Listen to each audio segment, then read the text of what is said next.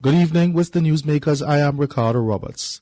Today we hear from opposition leader Ralph Thorne, who is accusing the current administration of prioritizing international image over the real needs of Barbadian citizens. Speaking at a Democratic Labour Party briefing at the party's George Street headquarters last evening, Thorne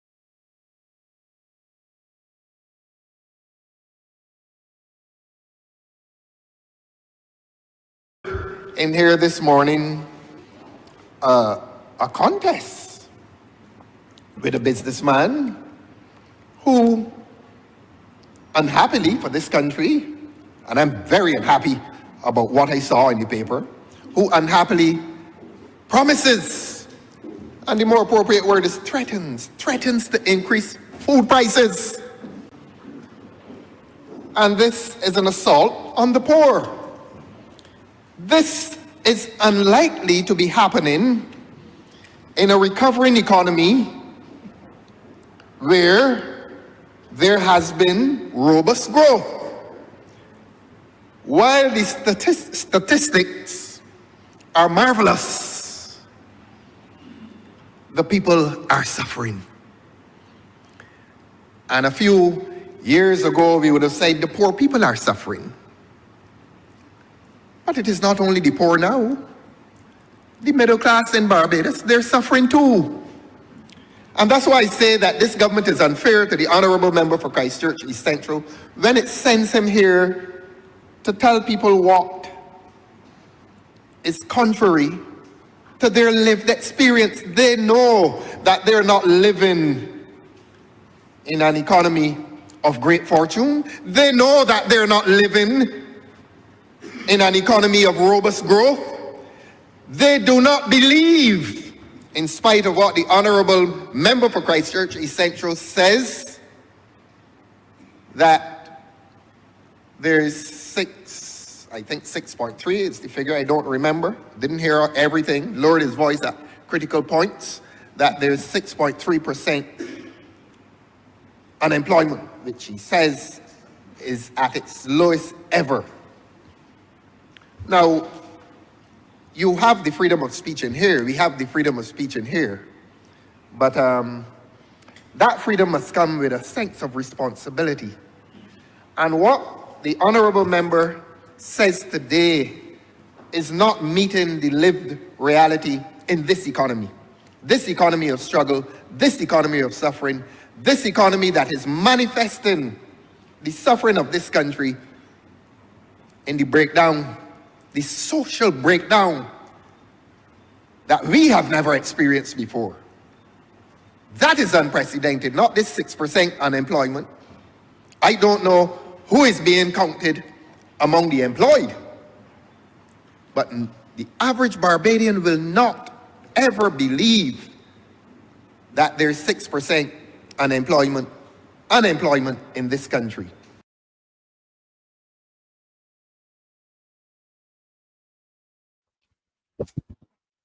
Hello, good evening. Welcome to the LPTV. We apologize for the late start. I believe the late start is about 2 minutes. We like to set the standard around here, so even if the start is 2 minutes late, we owe you an apology. Tonight we are going to be looking at the relationship between crime and the cost of living. And we have an excellent panel for that. Highly qualified, all male. We're going to miss the ladies tonight, but boys' night out, gentlemen. Yes. We have to my far left a young, bright attorney at law, Rasheed Belgrave. Rasheed contested the 2022 election in Christchurch East Central. Rasheed, welcome. Hi, good night, and thank you for having me. Thank you very much. To Rasheed's right and to my immediate left, a former parliamentary secretary in the Ministry of Finance in the David Thompson government, the Jepter Ince. Welcome, Jepter. A pleasure. And Thanks for being here. Oh, you're most welcome. Jepter came to a candidate's retreat on Saturday. Yes. And he was fiery. And we look forward to some of that fire tonight. Although he promises me that he's quite academic as well. But Jepter comes with wide experience in terms of finance, in terms of government. To my immediate right, one of the young stars in the LP team, Dale Rowe. Dale is the representative for this city. And Sure. From all reports, his results will be in first when the time comes, and he'll be doing it. Welcome, Dale. Good evening, sir. How are you? And well. Yes. And he doesn't want me to call him the old fox. Derek Alleyne, Dr. Derek Alleyne is a trained sociologist, quite eminent within the Democratic Labour Party. Wherever the Democratic Labour Party resides, that is where you find Derek Alleyne, one of the most loyal and committed members of this party. Welcome, Derek. Thank you, and I'm glad to be here again. Excellent. So, gentlemen, we have two topics in one, the cost of living and price. We're going to look at cost of living first. And obviously, I'm going to turn to Jepter for that. He's going to be going first here tonight.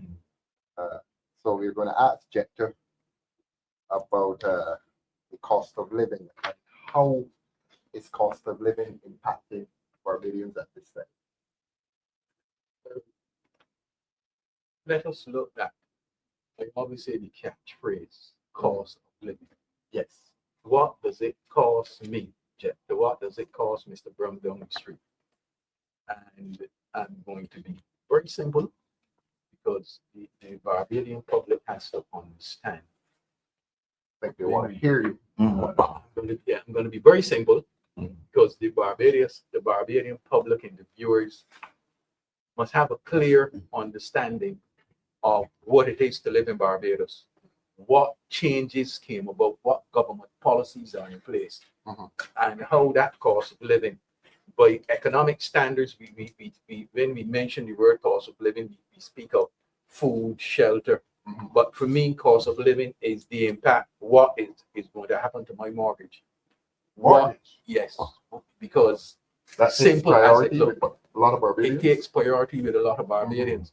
Because if I cannot pay my mortgage and my house goes on the market, yes, for sale, or I am in arrears to the bank, it means then that my shopping list is going to be in problems. It means if I have children going to school and I have to give them lunch money, I cannot get up and prepare food in the morning. I have a problem. Yes. It means that if when the ice cream truck drives through the neighborhood, and my daughter says, "Daddy, I would like an ice cream, a little lolly." And I look at my daughter and says, "No, it is a problem." That means economic stress. Yeah. And if you are not in a position to meet or to deal with that economic stress, the possibility, and I say the possibility, which means the emotions, or the probability, which means a mathematical formula or formulae that you may be subject to crime, to commit crime, because of that economic stress. Yes. If I cannot maintain my business because of the challenges that we face, and we just heard it, because what people don't understand, it doesn't mean that it isn't always a utility bill. You hear small business persons now complaining that they may not be able to hold the strain as a result of the increase in the minimum wage. Yeah. I mean, we are hearing that. Yes. That is a cost of living. Cost of living. Let us go to your left, young Rasheed, young attorney at law, right? Yes, As they say. Rasheed, are you hearing a lot of people cross Barbados? In fact, tonight I want you to be the voice for the youth. Yes, sir. I'm not saying that Jepter and Derek are old. Yeah. They're young-ish. I'm happy. Happy to be I'm young at heart. Young. Yeah. Rasheed, are you hearing a lot of young people speak up? Jepter is slightly older than you, slightly older. Yeah. And he speaks for that generation. Let's say 45 and up. That's okay, Jepter. Yes. 45 and up. Not a problem. Not going beyond 45 and up. 45 and up. 45 and up. Go right up. Go right up. You're staying there for your benefit. Rasheed, you're 45 and under. Yes. Tell us how this, and we're talking about high cost of living. We don't have to debate that. Yeah. Are young people discussing the high cost of living? Well, this discussing is an understatement. Is more of experiencing the high cost of living. And instead of talking about it, they're living it. Yes. And you made a very critical point where everyone knows that we're in times where things are rising, cost is skyrocketing. We move from $3.50 for $2.50 for a pet drink to $4 or $4.50. So $2.50 to $4 for pet drink. It moves. If you go to That's some close place, to 100%. but if you go to some places in the country, they're actually at $5. Really? If you go to a fact, yeah, $6 or $7. Correct. So so they're experiencing the whole situation in terms of everything is rising. But in one section of the population, they may feel it, the other section may complain. Now, the section that is complaining are the ones that are feeling it the hardest, right? And I know tonight's topic, I know you want to start it with the cost of living, but Feel free. right, but the crime situation, if we look at micro community situation, where a person may set up a shop, they used to call them mom and pop shops, but people building up mom and pops. Tell us what that is. Well, from my history, we know that back in the day, when you had a village shop, they would usually call it a mom and pop shop, right? Derek and they call it the village shop. All right. Nowadays, you get people in communities building on extensions or shops onto the houses. So you have a bit of commercial activity within the community. Now, if this is high cost of living, not everyone who can't pay the mortgage will go and commit a crime. And if you could pay a mortgage, that means you probably got a job to secure the mortgage. Now, we're looking at situations where persons don't have the minimal amount of money to survive daily, right? Whether it's to buy drinks, buy food, provide for children, etc. Now, if you got situations like that unfolding in communities, especially communities that are densely populated, you would get the tension. Now, this is the situation economically in the community now. If the community gets in a situation with another community, let me just start straight. They had shootings the other day, right? And certain communities were mentioned. I don't want to cast any negative aspersions on any. However, if you want to shop in the community, right? And there's a perception or allegation that my community was involved in the situation, then that diminishes the economic activity within the community. So the crime don't just hurt persons who actually involved in it, they hurt the community as well. Because the person in the community that owns the shop may not want to see it or who it is, but the actions of those persons are actually hurting their economic benefit because you don't get a person leaving St. Joseph or St. John to go to a community shop. They go to Popular or Massey. So the clientele you relate. No, but in terms of clientele, the persons who actually patronize the shop are persons who actually pass through the community or pass through the community going to wherever they live. Yeah. Or a person may say, well, I don't feel like going to the mini mart. Let me start here and support a such and such shop. Now, if there's the activity, right, that person will get to make the money. So the economic impact. The young economic impact, because mostly young people will have these shops within the communities. They're not the Adubanos who got their one supermarket. Advertise it again. All right, I'm gonna draw my steel. Let me come to Dale. Dale, Rasheed spoke of the emergence of these small shops. That is something that catches my attention. I'm driving along roads in urban Barbados, suburban Barbados, and I'm seeing a lot of people setting up shop at the side of the road. Just sometimes under a tent. You've been noticing this Yes, sir. in the city as well? Yes, sir. So basically that stems from underemployment and Underemployment. underemployment and unemployment. Underemployment, basically, these persons making getting 24 hours of work. 24 hours of work, let me do the numbers. At $10.50, you're only looking at approximately $252. Yeah. And if you have rent to pay, a room rent is $175. How can you survive? These people are people who have 8 to 4 jobs. Yes, sir. These people who are setting up at the side of the road. They had those jobs, so they had, and they realized, well, this is underemployment. So they've left the job. They left the job to start entrepreneurship. They're making more money. Before they were making a decent living, but after all of the shootings that occur, like Rasheed said, when shootings occur, it don't only impact one individual or two individuals, the entire community. After the shooting on Sunday, I went through the area, and I went to the area the following day, and businesses were open, but the streets were extremely quiet. Yep, and that had a ripple effect from last year, the massacre that we had, and then come all the way down. We have constantly saw shootings every month in that particular community.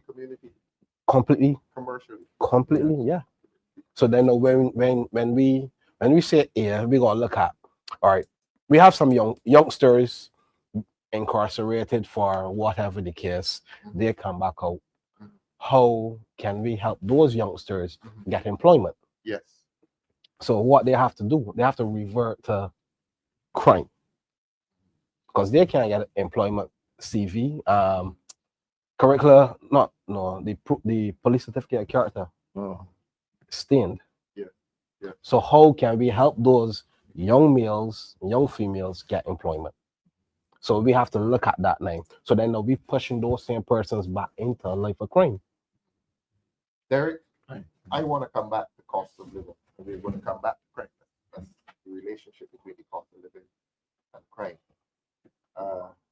They've spoken about the youth in terms of the impact of cost of living. Tell us about Jepter's group 45.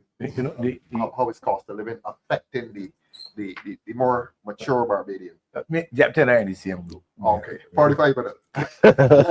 But I want to start by making a little comment about the battle between the Prime Minister and the prominent businessman.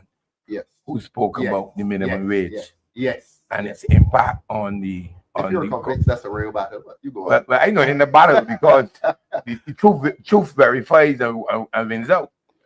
No, when I make point, the Prime Minister doesn't shop. So she has no idea what's happening in the market. Absolutely no idea. She doesn't go into the supermarket. She doesn't go to Cheapside. She doesn't go to Fairchild Street. She doesn't go on the street and ask for a pound of beans. So she would not know that although the pork in the supermarket may have gone up 50 cents, it also went up at the butcher. still have the It butcher went up at the shop. butcher. Correct. The mutton went up at the butcher because the butcher was waiting for the decrease in cost of feed promised by the government. The government had promised to do something with the cost of feed so that we can reduce the cost to the producers and the butchers and the growers and so on. It didn't happen. You add the minimum wage on top of that. Yes. And she's saying that people need to, the merchants need to make a sacrifice. Well, they are already making a sacrifice because the price of feed and water, the prices were supposed to go down. They have not gone down. So they're already carrying the overweight of those two impediments. Now, the other thing about the cost of living is that you go into some supermarkets and they carry runners. So they got something a little cheaper to get you in there. Runners. Well, they run something that is a discount. Oh, I see. So you get ketchup, ketchup, 50 cents or $1 off. So you go to get your ketchup, but you can't go to the market and just buy ketchup. Correct. But when you get now to the meat stand, you price up. When juice has gone up, vegetables gone up, right? And I don't understand how anyone could question a businessman who would be in the supermarket business all his life. And he's saying it's going to have an impact, and you're saying no. It doesn't make sense. And we are not foolish because I go to the supermarket. He goes to the supermarket. I don't know if one thing Ralph goes to the supermarket. Yeah. Down by me. But the point means we all face it. But the Prime Minister does not face it. So she can come and say what she likes. But the cost of living in Barbados has gone up. No. All right, let's leave the Prime Minister who does not shop Sure. and go to the fellow who Right. lives in No, the truth is though that it is not only the cost of living impacting crime. Crime is also impacting the economy. Yes. As So two-way. what you said, right? So that is the challenge that we have, and it all across the literature, it says that when people want to travel to countries like Barbados, the first thing they want to find out Crime. is about safety. Correct. Can they walk about comfortably? And most of our attraction over the last 10 years has been things like oil stains. Tourism. People go there and just out in the open air, sit down and have a beer, sit down and relax. Now, if that is threatened, it is not only the economy increasing criminal possibilities, but crime is stopping the economy from functioning. Yes. And I think Jasper can speak to that. Jasper can speak to that. Before we get into crime fully, Jepter, I wanted to ask a difficult question. I know you can answer it. I wanted to look at the small shop, the village shop, versus the large supermarket. And I know that in the 70s, 80s, as the supermarkets came on to the landscape, a lot of the village shop disappeared. But based on what David said and Rasheed, the village shop is re-emerging, not in its traditional style, but people setting up on the roadside and so on. Is this new emergence of the village entity, village commercial, let's call it village shop, is that helping to bring the cost of living down, or are they competing with the large supermarket or the large restaurant? It's two-dimensional. Yes. Because many of the village shops have upgraded their facilities. So sometimes many of them would do chicken and chips on Thursdays, Fridays, putting in stoves. They would bake bread, different things like that. What is important is the purchasing power of these entities. Who is their market? Who is their market? No, I'm asking Who you. is their market? They most of them would have to go down to the larger wholesalers and purchase. So the larger wholesaler, he or she is going to put a tag price on that item, and then that small shop now has to add their own price to that item. So there is what you will call the middle person that they have to. Is there what needs to be done? Is that many of these young entrepreneurs, and I said needs help. They need help. They need help. Yeah, yeah. And a $5,000 is not going to do it. What is the 5,000? What is going? I have always articulated that the government, just as how we treat the tourism sector, that the government needs to Concessions, you mean? yes, and take some risk capital. Yes. Risk capital and help these young entrepreneurs, these young people that are trying. They are trying because they see an opportunity. And I'm saying if you, for example, you know, we have been reading a lot about the Pine and other areas recently. But has any person carried out a study to see who are the young entrepreneurs within that region, that catchment area? What type of assistance they need, that they need, and how best can they be assisted with risk capital? I'm not speaking about $5,000. I'm speaking about $25,000. Just as how in 2008 the Democratic Labour Party gave risk capital to the hoteliers when we had the financial challenges. Crisis, We gave them risk capital. Yeah. We gave persons involved in the airline industry risk capital. Yeah.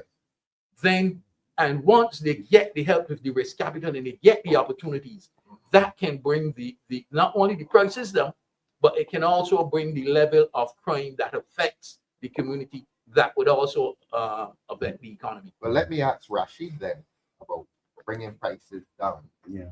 Rasheed, can the village shop compete with the supermarket or the can they? No, a blunt answer is no, because the supermarkets could buy by bulk. In bulk. Whereas I had a business before, so you know, Okay.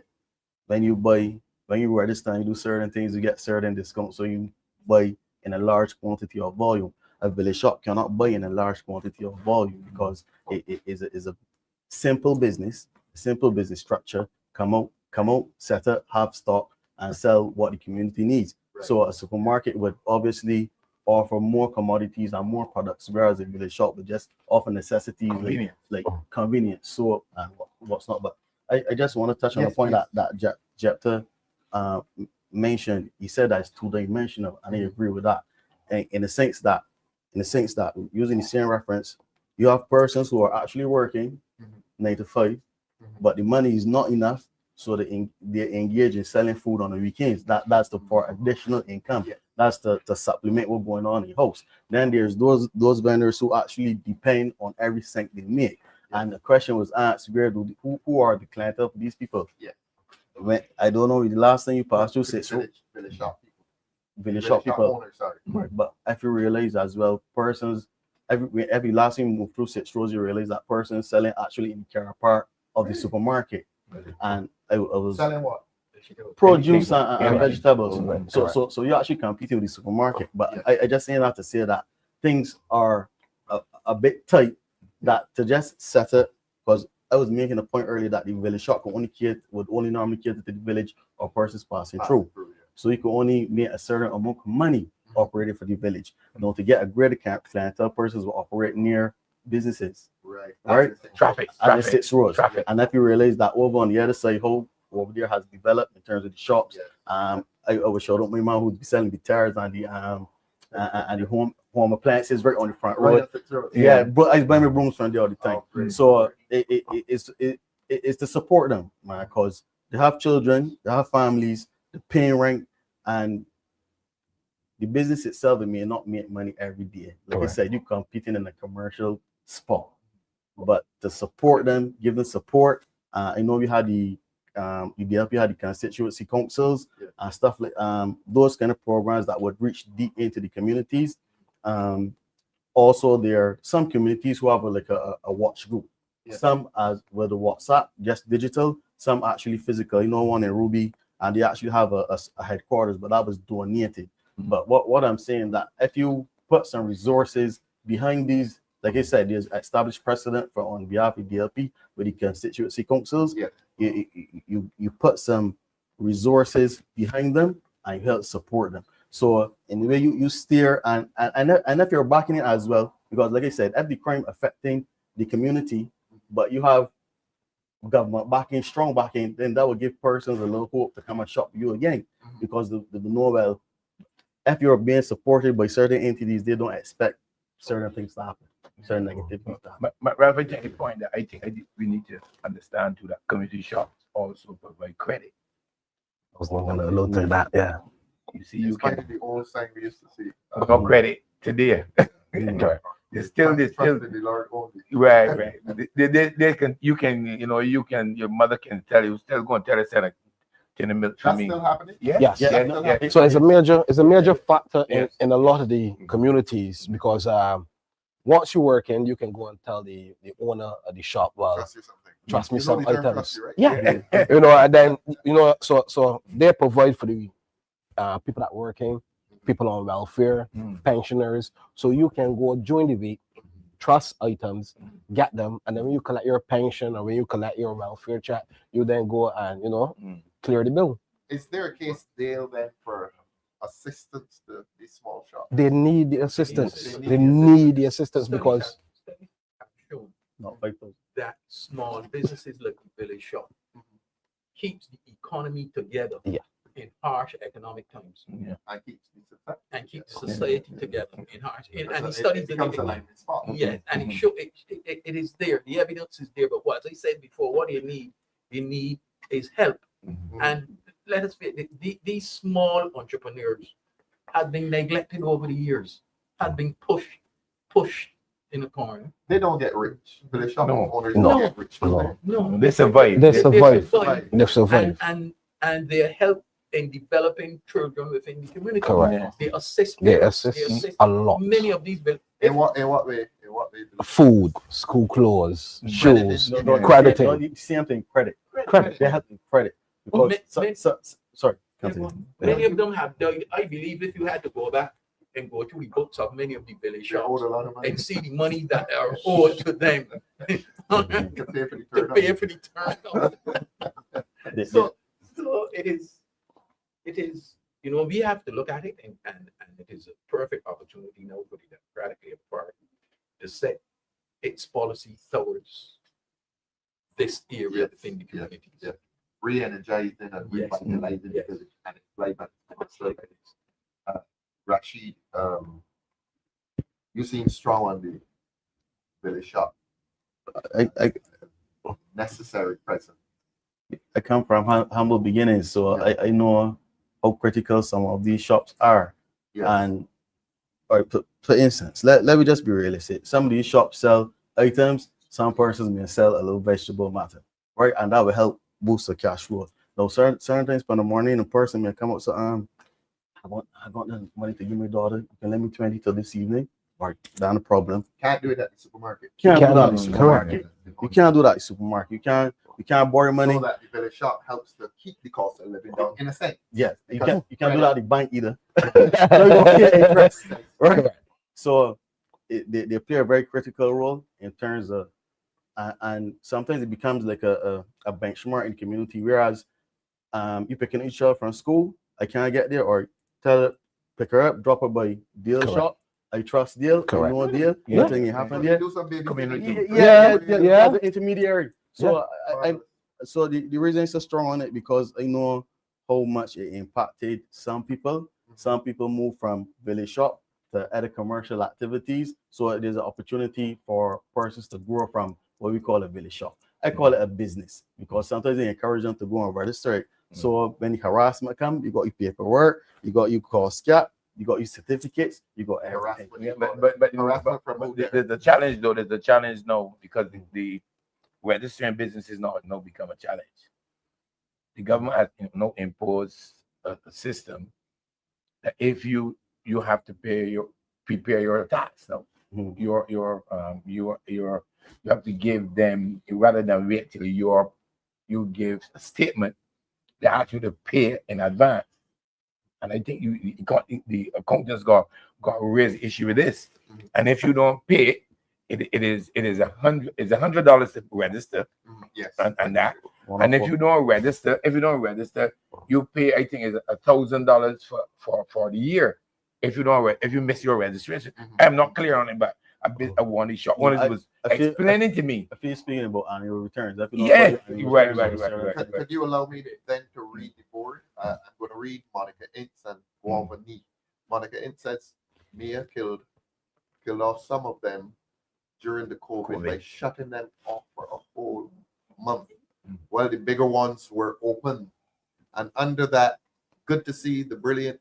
Could you say it again? Good to see the brilliant young man Rasheed Belgrave on tonight. Along with you, Rasheed. I am here. That is something I think we need to examine, because I'm not or fear, but a lady was explaining to me that she's under pressure because she missed her declare her. I don't know what it is. Man, you go for your annual returns. Yeah. Right. For And your she did it, returns. and now she's being penalized. So we're all four of you put in the case for the village shop. Yes. Yeah. Not only as a commercial enterprise, but as a social enterprise. Yes. Gives credit. Community. Babysits. I think Kamar, somebody there called Kamar was saying the same thing. Yeah. Mm. The village shop helping to raise and care for children from the community. He is quite impressed by that Mhm. disclosure. I did not know that. Yeah. Mm. Some time ago in Parliament, when they were giving concessions to these apartments, Mhm. I remarked that I had driven by a shop and I was saying, my Lord's Hill. You said it. Yes. And I saw some tourists out there. Yeah, you said so. And it occurred to me, but if we're given Mm. concession to build, what do they call it? To build townhouses. Townhouses. Yeah. They give concessions, townhouses, Mm. building, Mm. furnish them, Mhm. and even art. Mhm. And I saw a lot of tourists in the village shop. Mhm. And I said, but they're contributing to tourism as well. Yeah. Because the tourists want to go into the villages. Yes. Yes. Yes. That's what we Yes. call Where's the community case? tourism. That is Precisely. that is why he Is there a said case that is then, what he said that. Is there a good case for concessions to be given to village shops? Yes. that Yes. attract tourists? Yes. Because that's why I'm saying that they are part of the tourism entity, they are part of the social entity of Barbados. And what you will get a beer cheaper there than you would get it In the hotel. Yes. So they're course. keeping the cost of living. Correct. so they are entitled to the concessions, they are Yes. entitled to financing like anything else. Yes. And what must be done is that we have to create that conduit. Yes. We have to create that playground. Yes. If you want to put it in simple terms, so that these shops and these young entrepreneurs, because we have a lot of young persons in Barbados who are not going to work for anyone. Yes. So we have to come to that reality. Yeah. Correct. They are not going to work for any corporation. They're not Yes, going to I work for agree. any company. They're Help going them to be the business help them, people Help they them, want. yeah. help them to be business persons Not that the they want employee. to be. Yeah. And This is the they case. have some good products. And some good skills too. Yes. Entrepreneurial skills. Yes. Coming to you, the producer, very aggressive man, some nights. He wants to be Gillian Grant. As the proud daughter of a village shop owner, I must say this discussion is timely. Why can't we have duty-free access to equipment, freezers, stoves, etc., like the hotels? Correct. Mhm. As it relates to that, right? Yeah. Julia Agard, she's a DLP member. She have a village shop in the city. Mm. And Where in the city? Give her some. I think it's 7th Avenue, New Orleans. Mhm. And Yeah, say that. yes. So Julia Agard, right? And Julia, Julia a Agard. young lady. Yeah. Yes. Yes. So she's a part of the city branch. And her village shop, I remember last year, Mhm. she said, Dale, she needs some assistance because she's trying to help 2 less fortunate boys. So she at her village shop, Yes. making her ends meet, Yes. still is catering to other persons that are in need. In addition to that, right? Jasper made a very important point. As a former Jepter, as a former restaurant manager, Mm. guests always ask, Dale, where can I go that is not a hotel? Really? Yes. They don't want the oysters, Mhm. they don't want the KFC, the chefette. Mhm. They want the village shop Village shop. where they can actually get Barbadian local food. I would have took many And to tourists make contact, Authentic Barbadian. authentic Barbados. Mhm. So a lot of tourists Mhm. are interested in going into the villages to Yes. see how we are living and to experience that real culture. Yes. Because the tourism sector don't offer that real Barbadian Right, culture. Right. They don't Sometimes you offer. want to sit down, this step up a rough shop. Yes, And yes, feel the real Barbados. correct. So that's why I agree. We need to give these village shops the same concessions as the hotels. For some reason, the government does not. Well, but you know, even this cricket thing here now. Let me just make this point. I can't let us get here. Or the aggressive producers at us again. Crime is affecting the village shops. Few been robbed in St. John, and now close up at Sunset. Thank you, TNT Ward. Tim T Ward. Yeah. Thanks for your observations. Thanks for watching the show. No, Yeah. I Village mean, shop was we robbed write last comments. night as well. in the Ivy. Yes, Rob last week in the Last night in the Ivy. but let's come to security then. no, that was the point I was making. You know, the government makes a statement unintentionally about crime. Yes. No, cricket is at Kensington Oval. Before each side to Kensington Oval, every little shop Yes. road used to Yes. got people drinking beer, sitting down before the cricket. Yes. The government takes them now. Cricket people take them from the hotel in coaches straight to cricket And back to the hotel. and then back to the hotel. Cutting out the village shop. Exactly. So they are making a statement about crime without intentionally understanding what they're And doing. making a statement about discrimination against the small. Exactly. And I noticed it yesterday when I walked down from by the office. The shop there by the corner there, Yeah. not a fella sitting down. And normally when cricket is at Kensington with England and Australia, you can't get a beer along that road. Now you can walk and no issue. And it's a statement about the government internalizing the impact of crime in Barbados. Yes. That's my reading of it. I may be wrong, but that's how I read it. To help the crime situation, when we have cricket, we should look at those small businesses that is in the area of Kensington Yes. and give them opportunity to make money, because those same village shops help the community on a big scale And help the cost of living. and help the cost of living. Yeah, they keep it down. I would say this, and you all have to small. The village shop packet have small increments, packages of rice, small, and you know this is timely because on Monday I was able to help a guy went to a village shop, and he says, "Jet, I need a small portion of rice," and I paid $4 for a small package. He says it's from a village shop, a package, and for him, the same village shop have small packages of English potatoes, parcel. So the village shop, $1.50, $2. And to add to this, there is an entity that is within the Liquid Village by law sale area. I wouldn't call the name, but I can tell you that when you go to that entity, the prices that you pay is sometimes half or at the major supermarkets. That's and it's a fact. So what I'm saying is that these entities impact on the cost of living in a positive way, but as a result of crime factors, you would find out that many of them are closing early, and that in itself, So crime is hurting the village shop more Yes. than the large establishment. it is because the The large establishment can afford security. Correct. The small shop cannot. Can't pay that. and then that is going to have an impact on the persons living in that area, and even some persons outside of the area, because as it is now, there are persons who would leave from the heights and the terraces and come into these village shops to buy stuff, Yes. get into the cars and go back. I see them Why Correct. do they do that? because some of the prices elsewhere based on their income and the impact on their income, because many people in Barbados are struggling. We are in the clutches of the IMF. Yeah. Mr. Don, we are in the clutches of the IMF. I wanted to ask Rasheed, you made a very interesting point about quantities, that you can go to a village shop and buy a small quantity. Yeah. The other places, you have to buy large quantities. That's the value of the village shop. You can control the quantity. If you have $3, you can buy $3 at whatever you want. Right, like you That's important. you could buy I think it's a 23 kilogram bag of sugar from Portville, right? And then you could buy that own and sell it in $3 or $4 bags. Simple. In the village shop. In the village Correct. shop. Because Which is of assistance to the person in the village. in the community. In the I community. know we calling it a village, but, Yeah, but community. in That's the fine, community, that's fine. because you normally when you go to certain supermarkets, you go to do bulk shopping.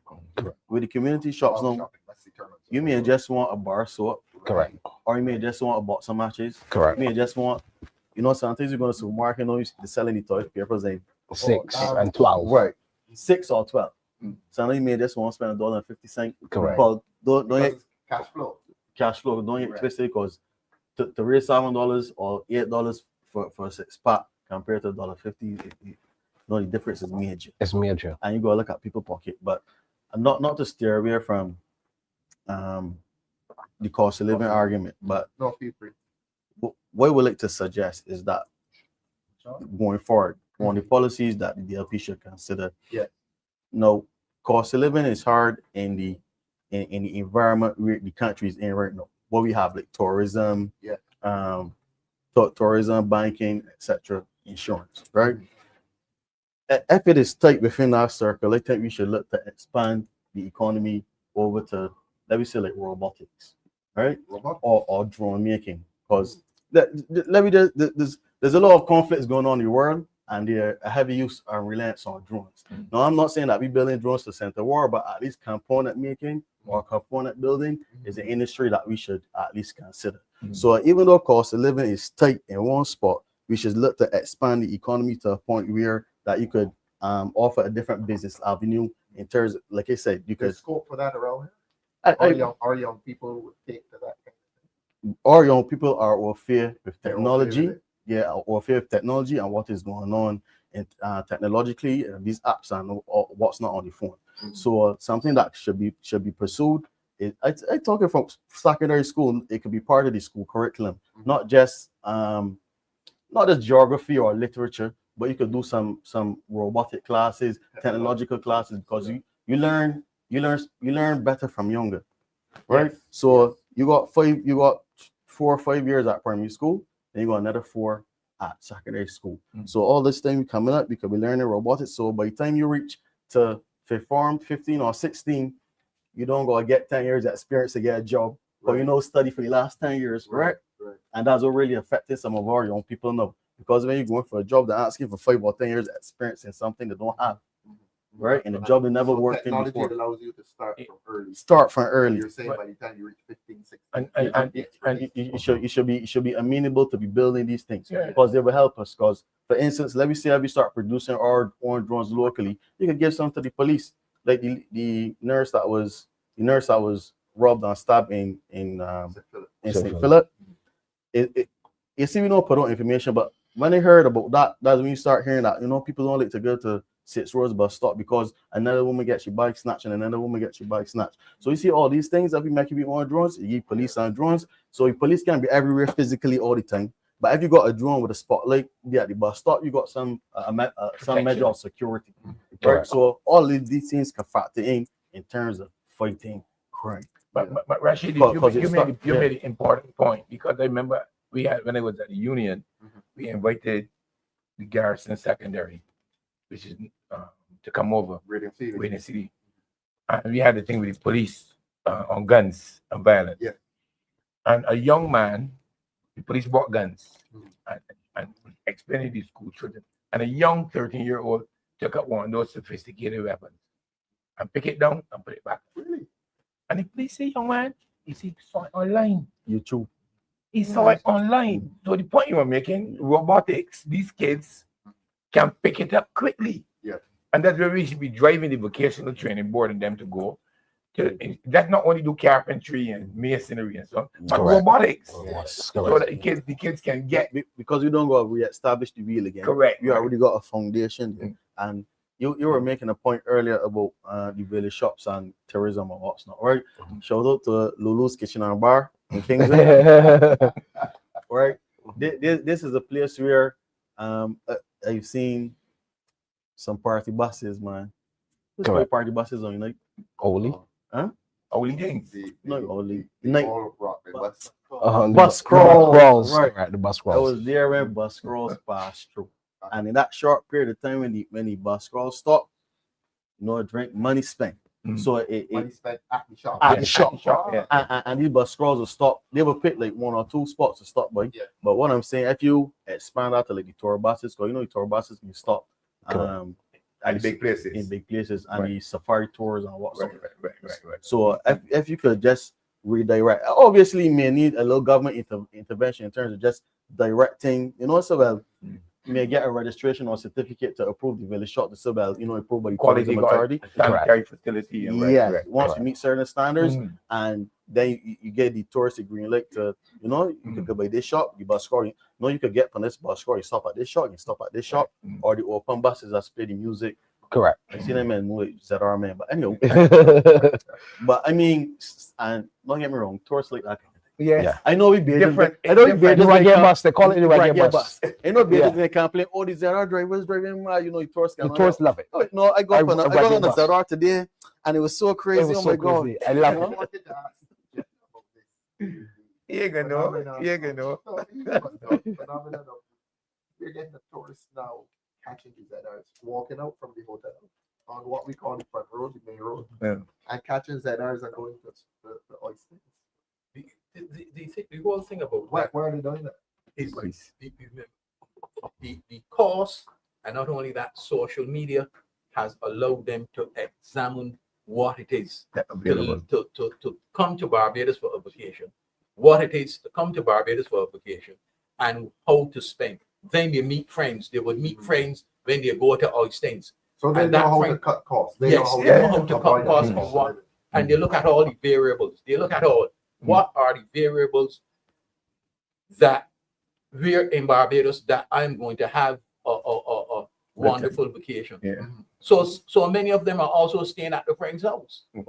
Airbnb. Yes, the Airbnb. Mhm. And when you look at it, why would I want to go to a hotel and pay how much for a beer? $10, $12 when I can go to the place down the street and get deputies at 4 for 12. So the tourists can now beat the high cost of living by Yes, going into the Village shop. the local. And what we have to do as a government is we now have to look at the variables within that cost of living.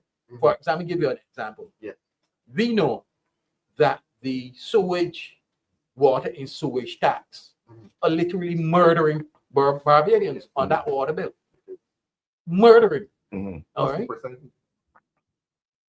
On average, Hi. yeah, on average, every bill has about $47. Mm. Simple as it looks. As high as that. Yes. Simple as it looks. Right. Then we have Mm. the utility. Then you have the lodge bill, Mm. Oh, where you have murder- a post that murderous. and a pre that. Yeah.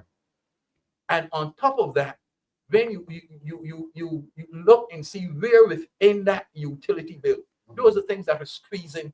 So simple, those are what they call the cost of living variables. So if you have to juggle which bill should I pay this month, or which bill should I cut in half, in order that I can keep the bill out of arrears. And then when I finish all of that, I still have a car payment. I have my little Suzuki in the back that I have to meet an insurance payment. I'm glad you're mentioning that for the householder, the bills that are the most frightening, and this is not to attack any company, the bills that really make the householder uncomfortable. Mentioned electricity, water. Yeah. People still doing the landlines, or are they disappearing? Yeah, landline phones It's are a package. still there. It's part It's a of package. package. Package. Yeah. Package. Wi-Fi. The Wi-Fi. Wi-Fi Wi-Fi is is the the thing. extension bill now. Correct. Yeah. And that meeting the commitments, having to pay insurance on a vehicle, insurance on property, because there's some insurance premiums that can run you $1,500-$2,500. Depends on the value of your home and everything else. So these are all the variables that impact on the cost of living. But That we impact on missing an things. important thing called rent. Rent, We talking about people that we talking like people are house owners, but the rent in Barbados is frightening. People are not down to renting a room, renting a bed in Barbados. Once and So, yeah. Give some So- credit to Mohammed Nasser. You spoke about insurance, property insurance. And one day I'm driving along and I heard Mr. Nasser say, look, when they are insuring and they put the value on your property, they include the land, the actual land on which the house is standing. And he said, no, don't do that. Just value the actual building. Because the insurance companies used to apparently value the building And the land. property, So the if property. the land. The land is worth 100,000, and your house you can build it for 200,000. They would insure you at 300,000. And that's to say, don't do that. Just insure The house. what can be destroyed. He said land can burn. Correct. And Can't wash it. precisely. So we want to thank Mr. Nasser for giving that advice so many years ago. I hope you're watching. Mr. Nasser is about 84. Looks like 70. Yeah, Mr. Speaker, I was just later. It's the speaker. See, Mr. Leader, opposition leader. I just want to touch on, just to expand on Derek's point, right, in terms of this rank. No, it is my humble opinion. I think it's time the not only rank, but the when things break down between the landlord and tenant, the period between the tenant leaving or if it goes to court, by virtue they're still staying there, they attract some sort of rank. And then it gives the landlord a chance to go to court and play for means profit. What I'm saying is that I think there's a need for a rank tribunal, right? Because the process of filing an action, you have to do a notice to quit. Then you give them time. Then you do an intention to proceed to magistrate's court, and then you file a claim. So that's 3 things have to be done. Over what time period, lawyer? More than about 3 or 4 months. Yes. That's to get to court. And the landlord is in peril. You're not getting anything. Right, and see, I'm going to do some of these matters. So on both sides, you may get a tenant saying, "Oh, this man, but the landlord is doing what's supposed to do." I had a situation where a person put a bottle, turn on the pipe in the bathroom, in the water closet, and the water just keep running. And many landlord came a couple of days later, you know how his water bills. So he's saying some of these issues. So like there's something called a protection order, which is an urgent application before the court. So if you had to treat these issues like an urgent application, get them before the court, get them disposed of before you go on it to 3 months, and then because the tenant would be saying, "Oh, I'm paying the rent because of this and that," but you're attracting something called means profit, or you actually stopping landlord from making money. See, and the history of the act as well is the history of the situation is basically you're in a situation where rent prices are going up, right? And the act basically, some say it's to protect the tenants, so the landlords complain that the tenants have more rights than the landlords, right? And the landlords saying that the tenants not paying any money. Remember, it's a business, but it has a very intimate impact on a person's situation, because to move is a lot to pick up and move to another place. So if you start treating these rent issues like urgent applications, put before a tribunal, get them disposed of. Now, if you don't got the resources to hire more magistrates, many studied in England, the magistrates court in England made up of justice of peace. So you got 3 justice of peace and a legal clerk skilled on the law. So in these situations, you could at least, you could but you could engage these justice of peace, because I think 400 or something was appointed by the government. 800. So you could employ them, right? But that would be their civic duty then, giving back to the community. Or even if you give them a stipend, they could resolve some of these matters. But the other thing, Rasheed, is that Barbadians are opting to rent their properties to non-Bajans.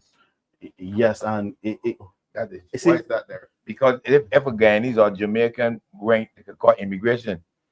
but That's what I'm hearing. No, but I think I touch on our point as a person that deal with these matters. They will take a Jamaican or Guyanese first because they pay the rent. Correct. And they pay all the rent in full. Right? It's only when something breaks down that they start getting threats, so you call it immigration for you. So if you may need to give some protections to them as well. Because using the immigration card to put them out after paying rent for 7 and 8 months over a small infraction could be harsh. Like I said, moving is a staunch task. So a policy going forward for the DLP is protection of all Caribbean brothers and sisters when they come here to work. The whole issue of rent. That's the proposal that you have. Yes, sir. Because we have you will have as a leader for the opposition. Because we have the severance pay tribunal, we have the employment rights tribunal. Correct. But you gotta make sure that it work, you know. But that's I was about to say they were supposed to be quick recourse. Yeah, but I But they think haven't done the employment. Not tribunal wait over the almost years. 18 months now. They have not met. you see, there's a judicial function and there's a quasi judicial function. Mhm. Now the employment tribunal, I read some when I studied my masters, I read some cases, I love it, but they function a bit more, they lean more to the side of a full judicial body. Whereas a quasi judicial tribunal is supposed to dispose of the matter fast, quickly. So this person ain't paid the rank, you want them out. Yes, the lawyers may be vexed with me because they may think trying to take some bread off the table. Right, that is but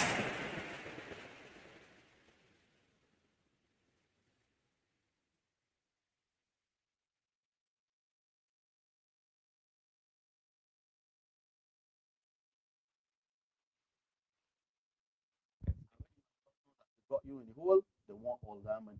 So even if you want to settle on less, you know, want more. So and sometimes people don't know the works and they stick out hard. I ain't going away, I ain't moving out. So all these things we should consider their opposition.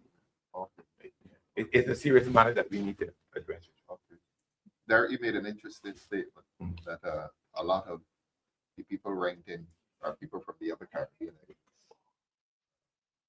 These are the CARICOM still national people who come here for 6 months. Yes. And why would the landlord prefer to rent? Because they're going to pay. They're going to pay. And because of the issue that Rasheed And raised. no, if they're either there or they're literally outside. Yes. A Barbadian can leave there and go by his aunt. Yes, and Rasheed raised the issue. A Barbadian will recognize quickly that the court takes long. So they use that as the advantage. Yeah. So he could stick in there for 3-4 months. Yeah. That means a year, 2 years, 2 years. 2 years. No, it's not that. Yeah, man. I know situations. I'm aware of You situations. gotta change that law. 2 years. And then the lawyer is the court. And the magistrate giving the person more time every time you go back. Every time you go there, give her 3 more months. See, and that's why you say the issue should be disposed of quickly because moving is a major task. And when you have to move and you're going back, because you not only move, you got to look for deposit, you got to look for security, you got to look for a truck man or whoever to move if you got your furniture. You got to get some place to go. And then you got to find some place to go. Julian Brand seems to be agreeing with you, Rasheed. The whole issue, could we bring back Julia Brand, please? She was saying that the whole issue of the landlord-tenant arrangement needs to be properly and fully legislated to protect both parties. She's very fair. She wants both parties protected.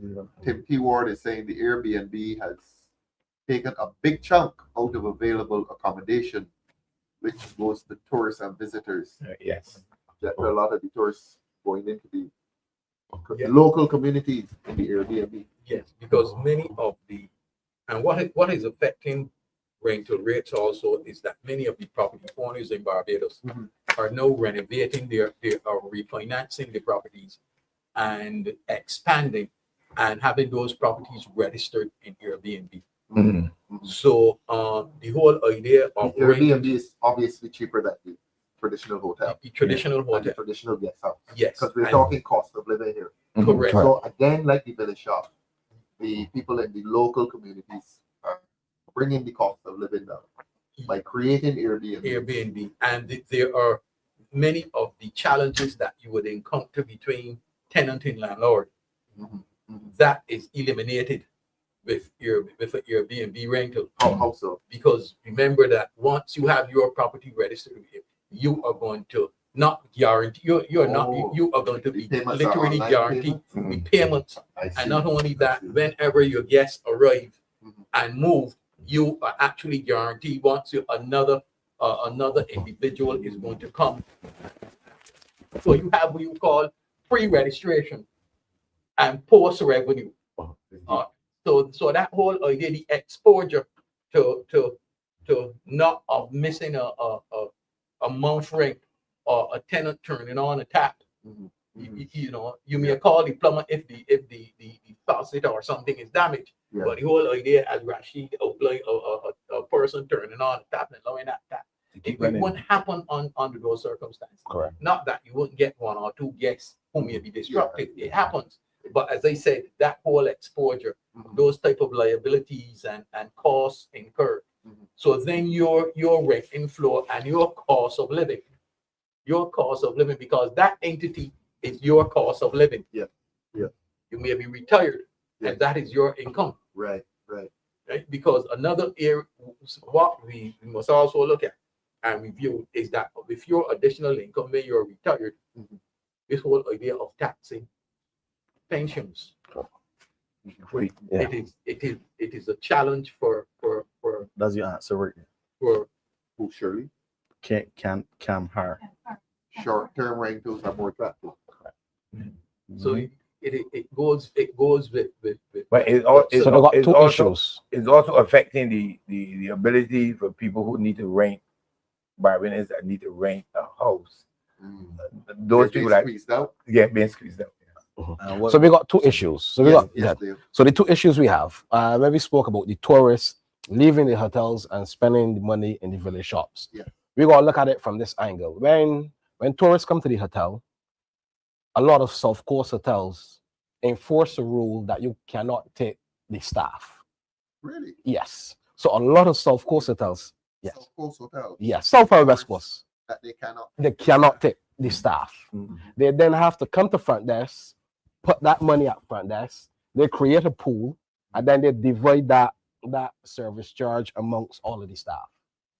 So when you have a couple individuals that go above and beyond for you, you can't take them. Right. So a lot of the So fella can squeeze a 20 in your hand. Every now and then, every now and then. it happens, but a lot of the hoteliers don't want that to happen. Why not? You know, I think it's because they want to use the service charge as a cushion to breakage, labor, you know, all of those things. So they're gonna use that as a cushion to observe that cost.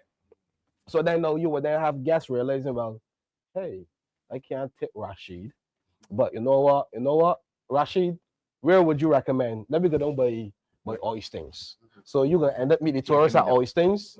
You're gonna give them a good time. You're gonna show them a 4 for 12. They're gonna turn around and give you a tip. Same employee would meet them. Would meet them. Right. Yeah. So then now the tourists then realize, well, hey, these hoteliers, we paying so much in taxes, and their people are not really benefiting. So then when they come back on the second trip, you know what, Rasheed, help me out with the Airbnb. So then they reach back out to you a year later, you get them an Airbnb, and then you provide those same services for less. In addition to that, the reason why a lot of persons going into Airbnb, because as a property owner, it's a big liability to rent $1,000 per month. You know, a family $1,000 per month. When you have your mortgage at $1,500, land tax, rent, water, the whole, you know, you have all of these things to pay. So a lot of persons with properties, what they do what the hotel doing, calling it heads and beds. So if you do the accommodation, which is the Airbnb, at $250 per night, $250 per night by 10 nights is only $2,500. So you're doubling your income. US or Barbados? US. Oh, US. Yeah. So in 10 days, you make $2,500 US, as opposed to renting that property for $1,000 a month. Yeah. Sure.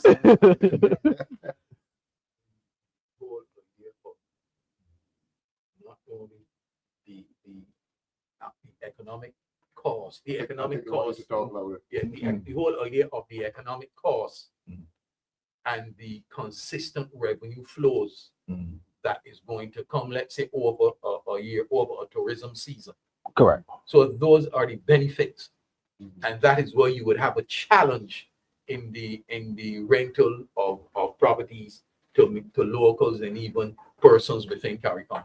Because when you look at when you weigh the economic benefits of an Airbnb and the disadvantages and the advantages of renting to a local or a CARICOM, the Airbnb outstrips the rental as far as revenue, as far as maintenance, and as far as minimizing damage to the property. It's all about managing risks. Yes. It's all about risk management. So you have a higher risk renting to locals, and you have a smaller risk renting to tourists. Yes. In addition to renting to the tourists, you making 3 times as much. So a lot of retirees, as opposed to depending on their pension, let me convert this into Airbnb and capitalize, because with the cost of living again, you cannot maintain a mortgage. We're here making a case for the local communities becoming business communities, helping to keep the cost of living down because their costs are lower. So if you're selling a product, your costs are lower. You can sell it cheaper. I am here picturing your constituency, for example, on Orleans that is rebuilt, doing Airbnb there. Yes, Isn't that Airbnb. I don't think that's too far-fetched. Correct. And right now, but we need to have a government that's interested in investing in people.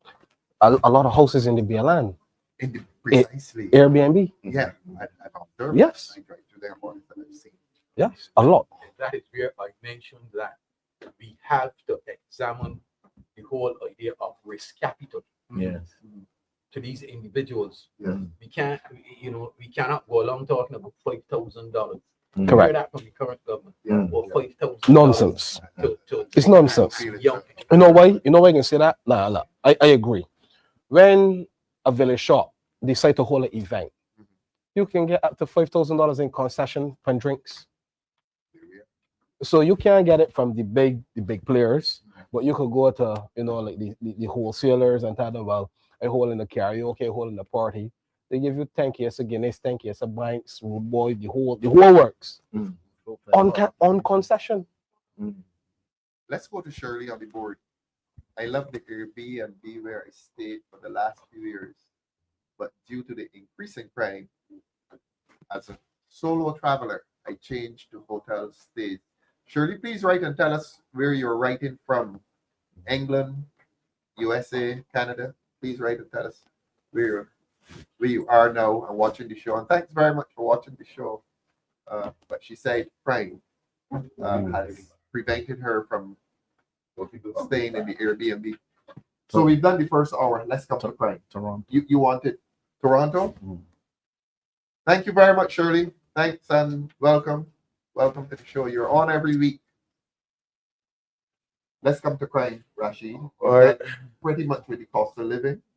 We have summarized that the local communities have their own local systems that help through credit, and they help to keep the cost of living down, in not operating solely on the basis of profit, but helping people. Yeah. Yeah. Definitely. Let's come to crime. How has the cost of living impacted crime in Barbados? The high cost of living. Severely, in the sense that we don't have to preach or talk about it. It is a well-known fact throughout the country. Given the last 2 weeks of back-to-back robberies, shootings, bike snatchings, wanted people in the paper, we know that we're facing a very serious situation. Now, I think our job should be finding solutions Yes. to these problems, right? Let's go back to Shirley. Yeah. Now, patrols, the police do, and this is not a criticism of the police because this happens throughout the world. Do the police come into the local communities after crime has been committed, while in other communities they give patrols? Well, do local communities need patrols? I believe so, but I also know that the police is grossly understaffed. Yes. And just to touch on a point, the same police that have to investigate the crime, that have to go and write the witness statement, that got to go to court and give evidence. When you come in court, As an expert witness, right?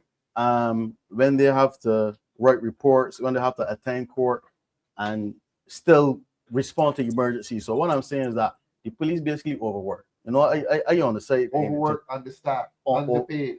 Correct. So underpromoted. Correct. So in terms of to answer the question, if they will respond to patrols, we know we especially in the last 2 weeks, if they have something to do, how to drop it and attend to these emergencies. So we know they're understaffed. So in finding the solution, we gotta try to make the job of a police more attractive in 2025. Yes. Right? There was a time where being a teacher or a nurse or police was a golden standard for a job. Now it's 2025, people moving into the private sector. Persons who when I do police training, they're doing private security work because they pay me Way Some more. have left. Yes. I'm right overseas. Rasheed, yes. And I don't want to scare Barbadians, but I'm told that in 1 year of the recruits coming out, in a particular year, about half of them within short time left the job. Yeah, because it's more attractive overseas in terms of pay. So what we should do. Some stayed here too. So as a solution to just a solution just to make the job a bit more attractive, you should embark on a program for let me say home ownership or property ownership. You know, you join the force, you do 5 years, and then the government probably pays 70% or some percentage, but at least you show policemen, you show police that you're with them, you stay with them, and you give them the adequate resources. Now, in responding to these patrols, right?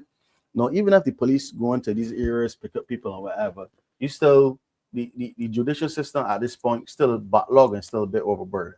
So if you could find resources or some of the money that is being borrowed, if some of that could be allocated to the judicial system, I would say that the youth liaison scheme needs some help. The probation department needs some help and resources, and the judicial system. I heard the Chief Justice say that we need some resources. No, I heard her say that we need some resources. No, if you have a situation where after a couple of people are held, right, charged for whatever, they plead guilty, and the magistrate order pre-sentence report. That's the probation department, and that's just one magistrate's court. If you go to high court, no, you got other matters where persons plead guilty. That's another pre-sentence report. So if you got 5 officers, that's only 1 day in 1 week. You know, the average time for pre-sentence report now is supposed to be 8 or 6 to 8 weeks, but sometimes it takes longer. Let me interrupt you a bit, Rasheed. Coming back to you just now, Lemuel Tull, very, very avid viewer of ours, has been reporting that the nation, so we're not gossiping, that the nation says another shooting today in Bush Hall, outside the funeral home, and Bonita Rosita is saying the same thing. Again, you're St. Philip man. Who are the St. Michael people here? Bush Hall used to be a beautiful place, and I'm sorry, it has fallen into physical decay. For those who know, who is the MP for Bush Hall? Do you know, Jepter? We don't know. Who is the MP? Look, I used to walk through Bush Hall. It used to be a beautiful walk down the yard. You know the yard gap, Jepter? Yes, you do? Yes. What's it, Philip Marley? You know down there. I spent a lot of time, and it is sad to see what is happening Yes. in the Ivy. In the Ivy. No, well, before the Ivy. Ambush. You know, I used to frequent those places as a country boy. I had friends. What you were doing down there? When I went to the college. So I frequented that area because there were many students who also attended community college, and we became friends. So I would leave St. Philip and go down and spend some time entire. And when go Barbados was a peaceful place. Yes, what year was this? Not to disclose your age, but this was in the 80s when you had in my lords, when you had the green ignore them. It wasn't the what we were calling the bar right there, but it used to be a Heineken shop. Then you had the Maitlands and Martinique Road, and you go up. So, and it used to be you go through the gully there by the gas station, and you pick dunks and mangoes. We can get back there, as a country. We can get back there. What we can do is that we can minimize the equipment, but I don't think we can get back. Rasheed, we can get back there. I mean, this is your time. This is your time. I agree. We can manage it. We may not stamp it out completely, but I think we need. I like that. We can manage it. We can manage it. Manage meaning control. Control and reduce. Because cannot eliminate it. No government in waiting will promise to eliminate crime. No, because based on some statistics, every crime increases depending on the transition, regardless of which successive government comes in. The slope of crime keeps going up or remain stable. The It never factors. goes Let's discuss the factors then. down. All right. Push factors. Mhm. No. Causes, I mean. Or causes. Yeah. No. Some people may say poverty, Mhm. right? But for me, All poor people don't commit crime. correct. That's and what we always say. I come from humble beginnings, right? Yes. And poverty, in the sense, I will look at a community in Jamaica where there's no electricity or water for a whole community. Mhm. It's almost hundreds or 200s of people. Yes. That if you like them, power gonna turn it off. You go to police with them because it's gonna be a revolt, right? There's not that extreme poverty in Barbados. Now, some people in some their circumstances, but there's not extreme poverty. Mhm. No, for me, in my opinion, I think it's exposure, right? If you got so many people living in a condensed area, Mhm. a few liable to be exposed to a certain culture. No, we may go embark on some kind of social conditioning, whether long term would be children, Mhm. right? Short term would be the bigger folks. Mhm. But in terms of when it's a social conditioning, you don't mean to brainwash people. Mhm. I mean you gotta get persons on a like mentorship programs and I mean create a culture that is create a culture yeah, and a that is network. wholesome. Correct. So major investment in sports, sports Yes. development, Yes. education development as well.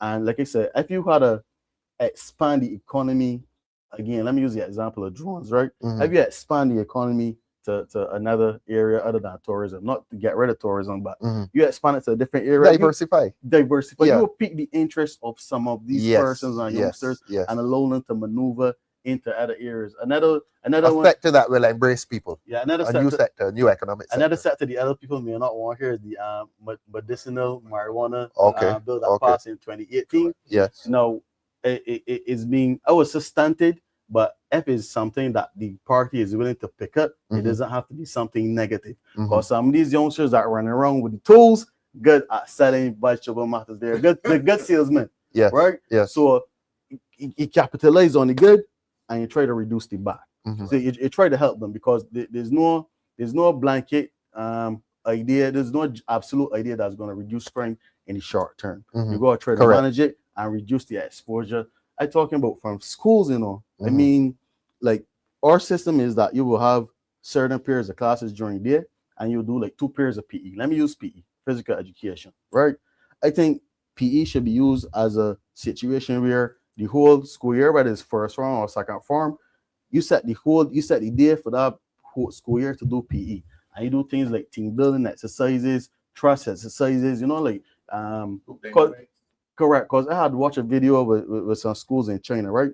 And I thought the whole school yard was packed with the whole school, everybody doing exercises and challenges, just competing amongst one another. So that's a way to form a bit of camaraderie. Because if you realize, thank you. Because if you realize when you go to some of these schools, it's be community violence, is there defending or promoting their community because they know the community tough, so they don't want to be solved. You got to get into their break up that mentality and condition some of them to be mentored, entrepreneurial opportunities, and just give them a link between learning and working, not learning and stagnating or doing something that you don't want to do, or go and let to work in the Canadian farming program for people to show to you and cost you for picking apples. Rasheed, I'm going to say to you on the LPTV that you're going to be a key contributor in a manifesto dealing with yeah, seriously, with No, young people. no, Derek, yeah. Rasheed mentioned sports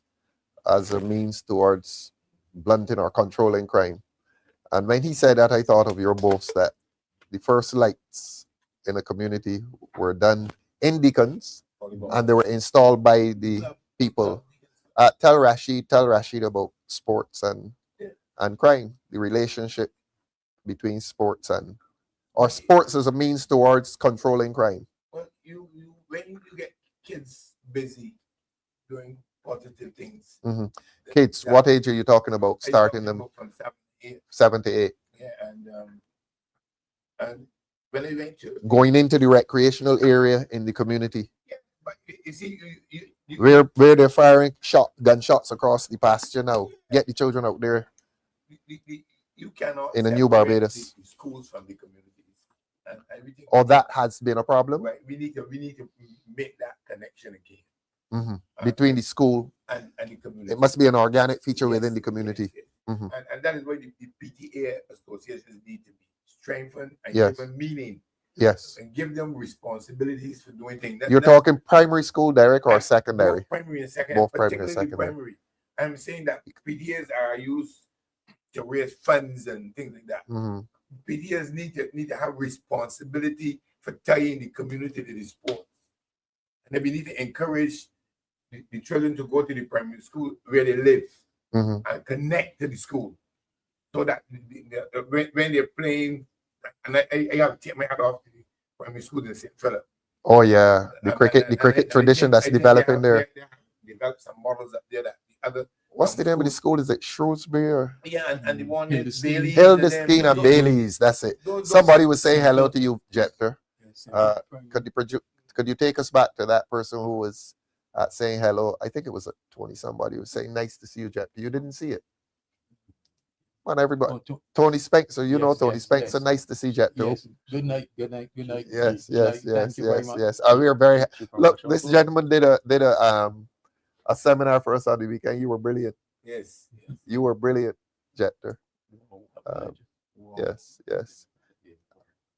What Kenny is saying, I don't think we're going to read that yet. But Derek, back to you. No, I laud the efforts to the St. Philip Primary School. Esther is agreeing with you, Derek. You are correct. There must be a merger between the school and the community. That's your point. And I don't know how St. Philip has been able to get their primary schools connected. The thing about St. Philip, I'm going to give You still live in there, Jepter? Yes. Still yes, a St. yes, Philip yes, man? yes. Okay. I can give you the connection between the school and development. Mhm. When I attended Princess Margaret Secondary, Mhm. there was one guy at Princess Margaret from St. Michael.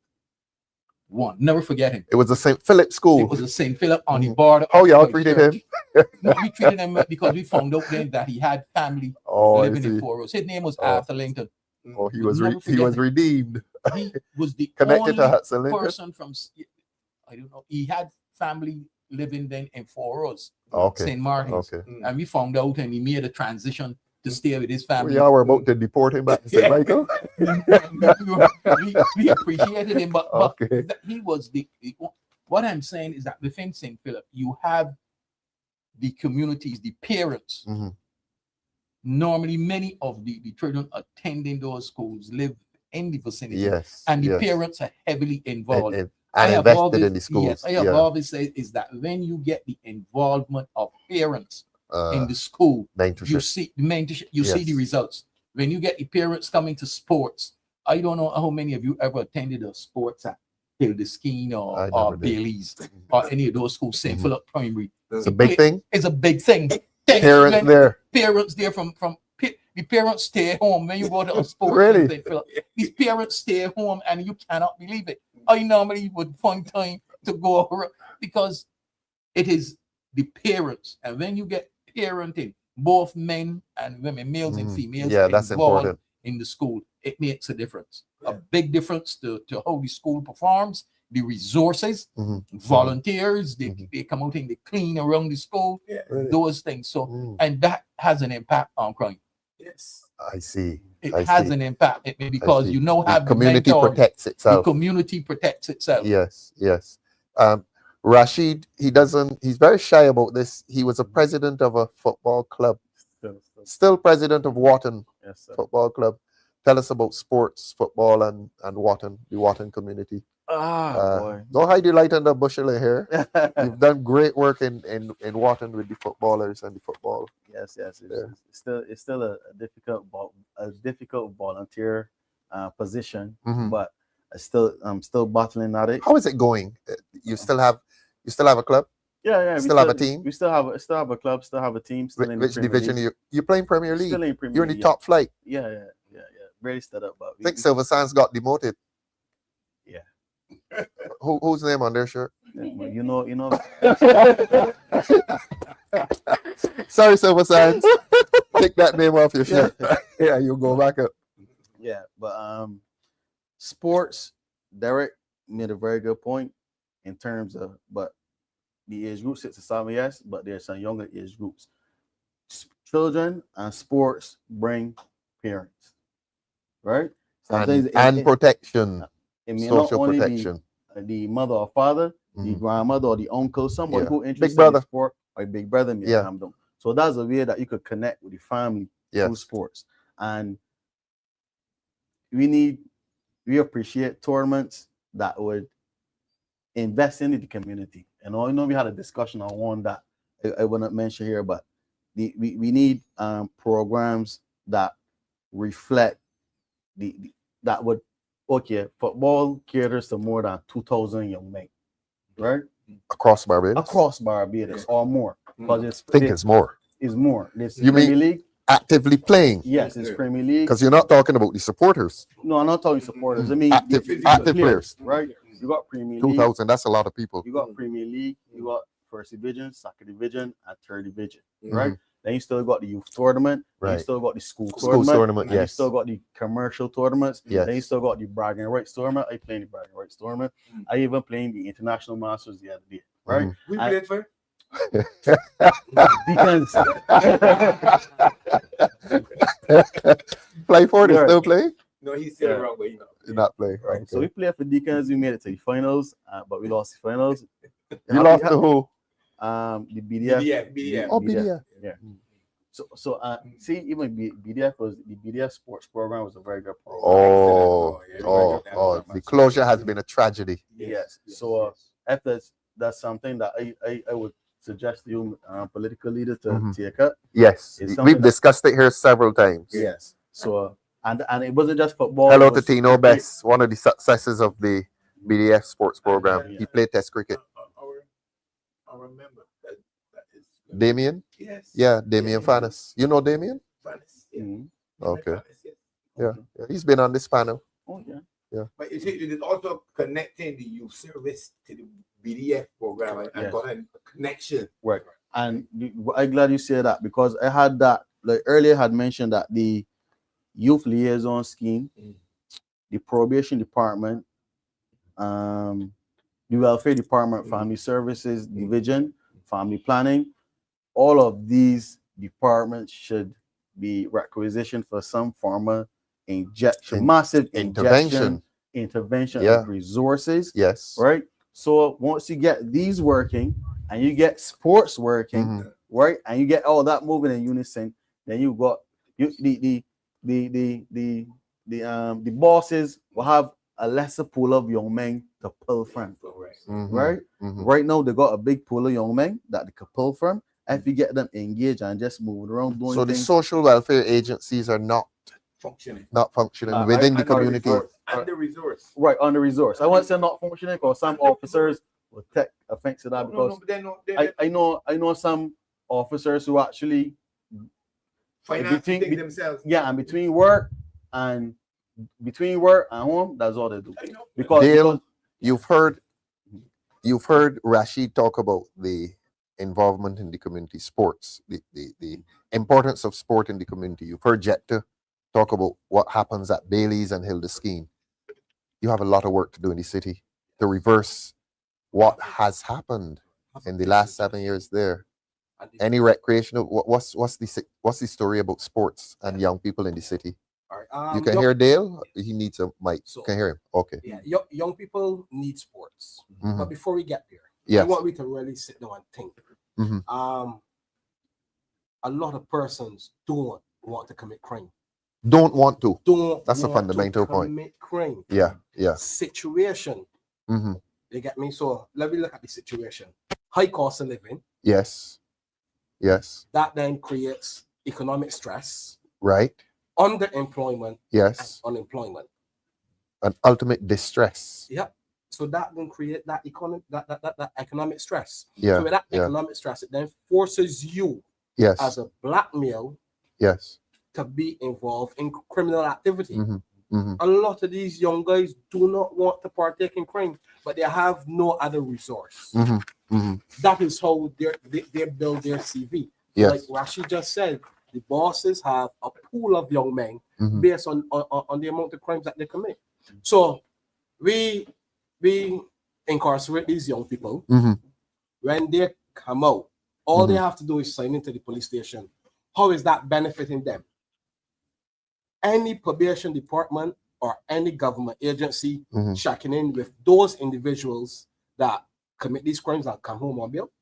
So the government has not been deploying the agencies within the city. On the resource. So we Tell us about sports. So you have a lot of work to do. Is sport going on in the city? honestly, no.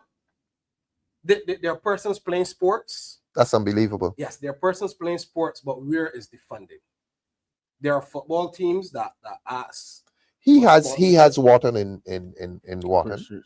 Yeah, there are football teams in the city. There are netball teams, but these people need funding. Where are they playing? Beerville, they had a match in Blackrock up on yesterday, a netball Mhm, match. mhm. So they play all over the community. You're involved and connected, we hope. Through Nathaniel Boyce. So Proper. Boyce, correct, Boyce. And tell our audience who's Nathaniel Boyce. Doing we- excellent work in St. Michael's South. Yes. So we have him. I expect that he wins that seat. Yes. He's doing And fantastic. he will join. You all have an adjoining boundary. Yes, sir. Excellent, Yes, sir. excellent. Good So to we do good to some see our progress. candidates working together. Yes. Excellent. So we need to look at sports, Mhm. but we also need to look at when these young men come out of prison, Mhm. how can we help them Mhm. to secure stable jobs? Yeah, I'm going to come there, but I want to ask you about. I want to go to the real city, the pavilion at the bottom of Barbados Hill. Yes, sir. Anything is happening there? I see some cricket matches there, and I saw a football. That's the match. fire service used to be there. I know this country, you know. The fire service used to be there. The fire service is still playing there. I am not sure. Yes. Dance in Africa used to be there. You know that? Yes. Yeah, I and I heard used to so. Don't listen to Derek. Derek used to. He used to say I was the only chairman of a dance group who could not dance, and he was right. I was there for my daughter's sake. Yeah. So you're not happy with the story of sports in the city? No, because we have Ramon Carrington Mhm. that's in the city, and he pushed football seriously. Mhm. But Ramon don't have any kind of backing or funding. Uh, Ramon held the largest out-of-season football tournament. Ramon, how old is Ramon? Ramon? Let's say about 45. And he's from the city? He's from the city. Not getting any help from government? None at all. He had one of the biggest out-of-season football tournaments. Mhm, He showed me all the videos, drones, the amount of people and the amount of people in the city that benefited because persons came, set up their business, and sold food, drinks, and the whole works. The city used to produce some of Barbados's finest sportsmen. You know the name Terry Hall? I heard. Yes. Keith Griffith. Brilliant cricketer, brilliant Yeah. footballer. He got it, boys. Yeah. Beverly Hills, Weymouth Wales, Force boys. Yeah.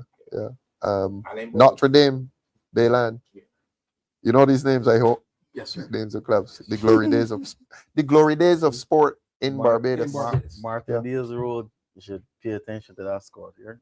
Got a nice young They squad. they have a pretty good squad out Yeah. there too. And KFL got a nice I think again I think they went into sacrifice now, but they have a nice squad as well. K-Phil. Yeah, they did pretty well this year from what I'm The told. reason I mention that because you know they had the shooting in Shooting KFL. there. Yes, Right. yes. So I mean like teams like that you need to protect. Got some good young players in that Yes. squad. So you know Terry. Tony Spencer is bringing us on to another topic. He says we need another Yoruba. Yoruba. Yeah, back in the 60s, well, 70s. That brings us on to the arts. We've talked sports, the arts. Rasheed, you're not an arts man, are you? You would have had country theater workshop in Yes. St. Philip Yes. in the days when dance and theater. Country theater workshop. Country theater workshop was common, Yes. Yeah. right? Patrick Cobham. And they You know, quite often it was one individual who spawned the whole experience, Yes. a whole And movement. he also managed Square One. Yes, he He was did. the manager of He Square did. One in He the did. early day- in the He early did. days of Square One. He I did. think they were the main persons who influenced the plantation restaurant. That's correct. The Plantation Garden Theater. Garden Theater. Yes, yes, Along with the group from the punk. yes. Creative workshop. Pinelands Yes, Creative Pineland Workshop. Creative You know, the Workshop. arts, The arts. it's a really Yes, powerful yes. The arts. It is solution. It is an industry that can be developed Mhm, and mhm. could earn Barbados foreign exchange. Yes. I have heard this present government talking about the arts and doing this, but I No, have not the seen government is result. into entertainment. The government has neglected the arts. But and there's a difference. Oh, there's a difference. There's a difference developing There's a the difference. arts And and developing it. entertainment. We have a big entertainment industry. We have yes, But we have lost our artistic communities. We've lost our folk groups. We've lost our acting groups. We've lost our dance groups. and that used to be a venue of employment for many young persons, Yes, especially yes, in the hotel yeah. sector. That's right. That's right. Especially in the hotel That's right. sector. Correct. You know, we lost And- Tyrone Trotman this year. When you separate your community development from your national objectives, Mhm. you make the biggest error you can ever make. The community development department was responsible for the formation and the success of the groups in Barbados. And you have a community development department that is under-resourced in terms of staff. Is there any connection there between Community Development Department and NCF? Because NCF seems to have the resources. I suspect a lot of money is being funneled through NCF to do all kinds of things like regathering. Hidden money. I am kind of sorry that you raised it, and I'm still glad because that is where the issues in Barbados started Mhm. in 1982. NCF. NCF and moving arts and culture out of community development. Spent $21 million on Carrie Festa in 1981, That's Jepter. bomb. That was that. I mean, you Over there. translate that into modern currency, that's over $100 million. $100 Yeah, And community development has never caught itself never. because Never. arts and community development were connected. Yes, Every yes. little you go, I did mimes, plays, And you would see the officer come to the community center. And, center. yeah, yeah. So yeah. we put on, we used to go to, we community used to compete each other in plays. That we challenged Emerton Mhm. for a night of mimes. Yeah, yeah. Our drummers go down and Emerton drummers and we out drum each other. Then the next week we go to Bush Hall. That's how I met Tyrone. Pinelands Creative Workshop used to do their plays in Parkinson School. Parkinson School. Where in the city are you going to be doing these? Where, if you formed a group, artistic group, theater group tomorrow, where is it? Honestly, Where is it going to be done? We actually started one in 2022, myself and Caval Best. Really? Where? Yes, so we Where? Gully Hill. Gully Hill. Yeah. Did you? So, yeah. So Gully Caval Hill and is I- your constituency as well? No, that is St. Michael South Central. South Central. Sealy, Right, Richard. Yeah, yeah. So Caval and I started a program called Making a Difference. Cavill was doing the drums. Yes, Caval was Right. doing the drums. Mhm. So what we did drumming, we did African dance as it relates to the same Yoruba culture. And you attracted young people. And we had 30 young people. 30 young people, Yes, sir. male and female. Male and female. Is that so? Yeah, What has so- happened to it? Funding was the issue. Government did not intervene and help. That was an out-of-pocket venture. You Yes. needed to hold effect. You would have got some money. Yeah. Yeah, so we started that program and that was extremely effective because what I did. You mean it's disappeared, Dale? No, we're gonna do it again this year. So where are the young people? The 30 young people? They The just 30 young people, some still in school. One guy joined the cadets and he's doing really well in the cadets. Excellent. You see, So- that's what the arts does for people. Correct. So it brings a sense of discipline. Discipline. Correct. And And also they it become builds self-confidence. motivated and yes, precisely. Because when I was managing the hotels, I Mhm. managed to get some gigs For the artistic groups? for the artistic group. Really? So Caval managed to get those young minds I see. at the standard Yes. that we can actually do a performance. And they used to make a bit of money in the hotels. Yes, sir. Excellent. Excellent. So now if we not if when we launch this program, Yes. we're gonna launch it in Westbury Primary School. We're gonna use Emerton. We're gonna use also Don't tell the ministry, you might hijack it. if they hijack it, the focus for me Mhm. and the Democratic On the young Party people. is the people. Yeah, yes, yes. So I would advise the minister to do it. Yes, if he comes, If they want consultation, I will give them He the brings idea him- for free. That's not a problem. Because his money it's is in it, empower- your heart is in it. Correct. It's just Good. to empower the people. Yes, yes. You know, yes. so I know that youth, Minister, you mean? whichever one willing to do some work, whichever one willing to do work. We only calling our own people's names in here today. From my I observation, listen, none I of them listen. not working. I know the matter of fact, when you were talking about linking, Rasheed was talking about linking all the services together. Mhm. It brought me to the focus of the government talking, Mhm. talk and the promises. I know labor will be soon come government. Mhm. Everything's be soon coming. Yes, yes. And rather than try and get the community development, welfare, probation, Mhm. and then connected, the minister is busy getting the card. The card? The social security card ready. Oh, yeah, Spending a lot of money Yeah. getting the card ready. Yeah. Rather than get the program activities and the staff connected Mhm. into doing programs that each other can share and build on. Mhm. And I think that's where we have to go. Yes, yes, Connecting yes. the programs. We have heard a lot of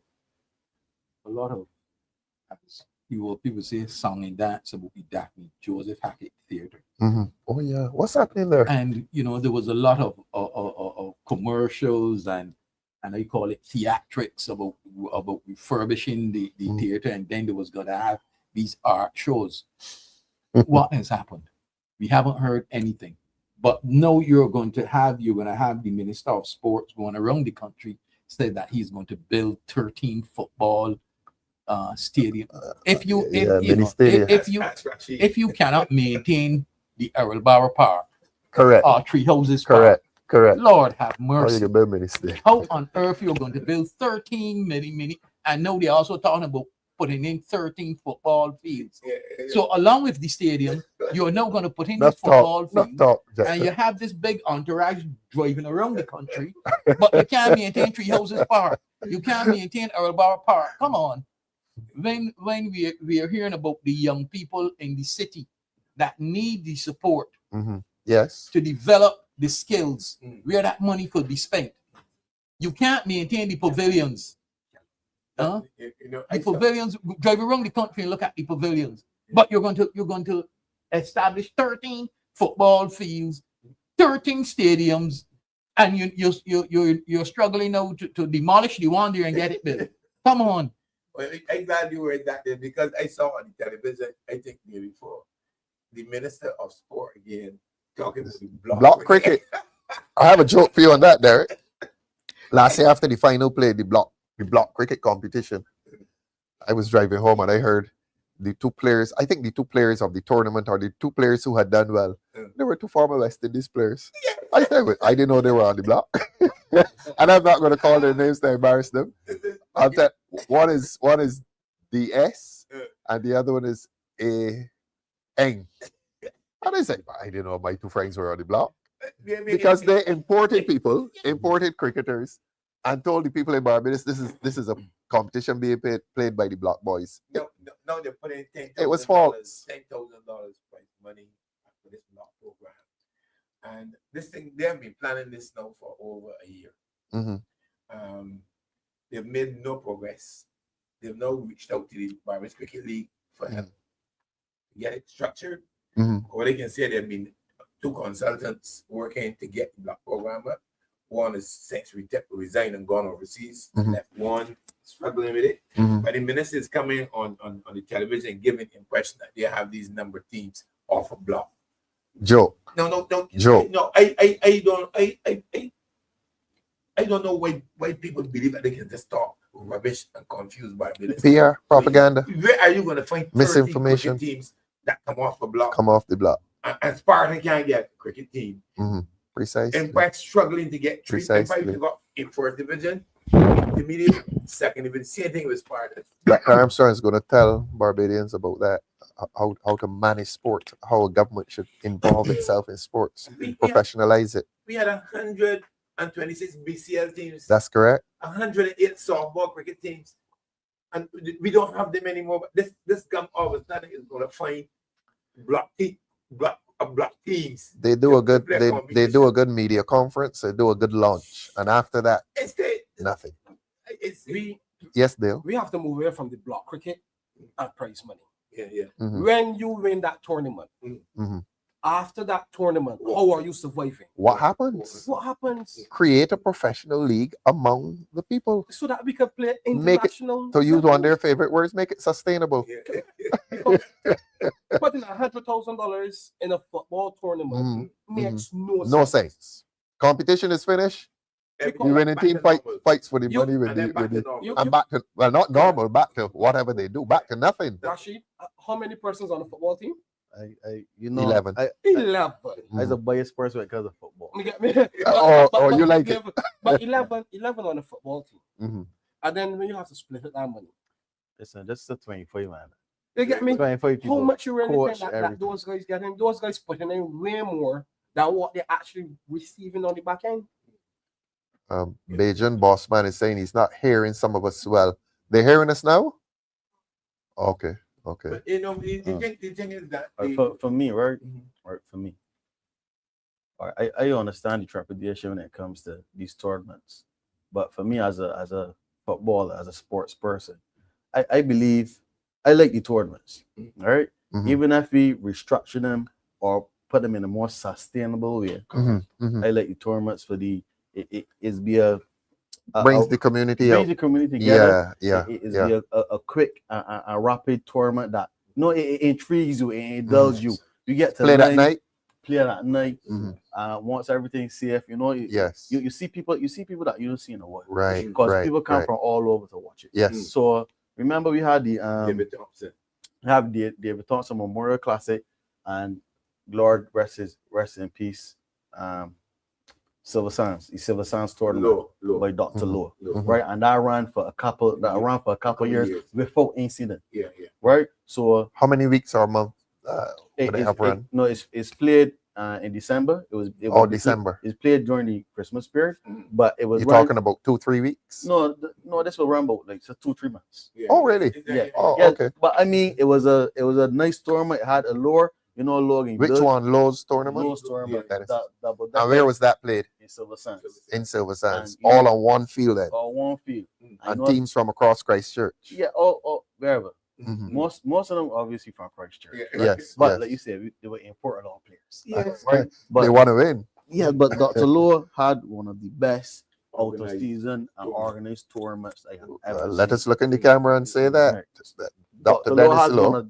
had one of the You looking at best. the TV now? Dr. Lowe had one of the best out of season organized football tournaments. Yes. So for me, I wouldn't knock the 100 grand tournament. I wouldn't knock the. Okay. I wouldn't knock it. But Mhm. if you want to make it sustainable, you Mhm. be smart enough, be intelligent enough, we could build a sustainable tournament, because the level of interest and the young people that came to the 100 grand tournament, I mean, outside during the week, it was well attended, and I mean, it's something that could captivate us in terms of football, volleyball, cricket, netball. I mean, once you could get it, once the government can find the money, Mhm. right? Once you can spread it amongst all the sports, everybody will track everybody. What about an inter-parish league? I for anything, Mr. Leader, anything at all. Inter-parish league, inter-constituency league. I'm thinking about If you what want that players would to do invade for that- Barbados. What that would do for Barbados. A team from St. Andrew playing against a team from St. Michael at Yeah. the stadium or wherever, or in the local community. in terms of parish pride, That's what I'm talking about. right? In terms of parish pride, And of course, Philip meeting St. Michael in the final. it does a big. Right? But Derek made a very critical point earlier. When you align the national goal with some of these sports development, right? What you want to achieve. So that's why I keep using the word sustainable. Mhm. If you just want 100 grand tournament, when you're done, people split the 100,000 and move, or you want a tournament where you involve the credit unions, right? Right. Teach them about saving, you teach them about little financial management, some accounting. So I mean, there's certain things that you could divert everybody is not going to take it on, but you could divert other interests into. Also, years before what the BFA used to get some prizes. You don't get the same donations as before. but you don't go donate a whole car. But you see, like donating prizes every night. But we're not talking prizes now. Do you think there's scope for semi-professional football league in Barbados? Again, yes. I'm not talking prizes and prize money. I'm talking about there's supporting lives. There's a precedent for semi-professional in Barbados. The best tournament? No, yes, the best tournament. Very That's good tournament. BESS. They used to pay it, didn't they? Yeah. Yes, but what we realized over the last couple of years that the BFA, in terms of these tournaments, teams have been being a bit more functional and structured. So this is a volunteer job. Let me just say that. So if you really want full infrastructure, you will need some sort of resources and investment. But yes, we have the skeleton, you have the plan to become a semi-professional league in Barbados. The teams already have the structure. What you would need is you need to pay players, right? So we gotta know where that money coming from. You need pay players to play, and in today's world, the natural love and natural essence for sports has gone, or has grown, diminished. Right? Before you would have find 50 or 60 men on a pasta every evening running football, like Bleming, Wharton, Lord Road. Crime has eliminated that. Violent crime has. Crime at the interest, and you realize once you commercialize the village, you lose the village. I see. So once person start to get a mortgage. Tell us about that. Commercialize the village. All right. Explain that for us. All right. When I say commercialize the village, basically you move from a family community spirit, a family oriented village, right? But with that kind of family oriented community. People use the word gentrification, right? So it's like Weymouth Wales used to be a Carrington Village team. I'm told that Weymouth Wales now has not one person from Carrington Village. I don't want anybody on the bus, but most of the players come from the BDF. From the BDF? Yeah, the BDF program. Remember the BDF program was gone? Weymouth Wales used to be an outgrowth of, it was the pride of Carrington Village. Pride of Gall Hill, the Seeley brothers. And you remember Mali, Alleyne? Of course. 50 years. So, of the Alleyne brothers fame. Yeah, you still get people in town shouting out for Wales. Although all the teams, they still carry a significant group following.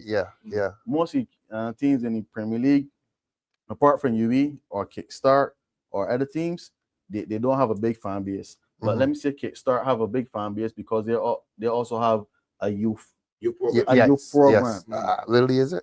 Colmaro. Barclays. Right. Barclays. So they have a very good youth program. So in terms of semi-professional, yes, but if you could focus on youth programs as well, and sports academies, because you get in trouble at school, you will get sent home into today's current environment, right? If you got sports academies, if you got the youth service, we got the BDF program, you get in trouble, instead of sending you home for 2 weeks, you go there for 2 weeks, right? You get some discipline, you learn some discipline, some team building measures, and you come back to integrate. If not, you go back again. But if you're not good at academics, then those places are places that can help you build, even if you got an arts academy. Right? So there's a couple of things you could consider. I really would like to see Barbados develop competitions along parish lines. Sports, arts, anything that can be reduced to competition. There isn't a shortage of volunteers, because I used to sponsor a football program on Saturday mornings. There's no shortage of volunteers. Really? No. There are persons who would come out on Saturday mornings and they would donate the time. Well, that's where you gotta get schools and the parents. And I would do a little sponsorship of for example. You would do some sponsorship. See, I did. So you bring out this Ovaltine talk that you got buried somewhere with all this cash. Because what I used to do is that I would bring the guy who said that, and we had some youngsters doing well. I would bring, like, when they finished, some juices and everything like that. Really? Yes.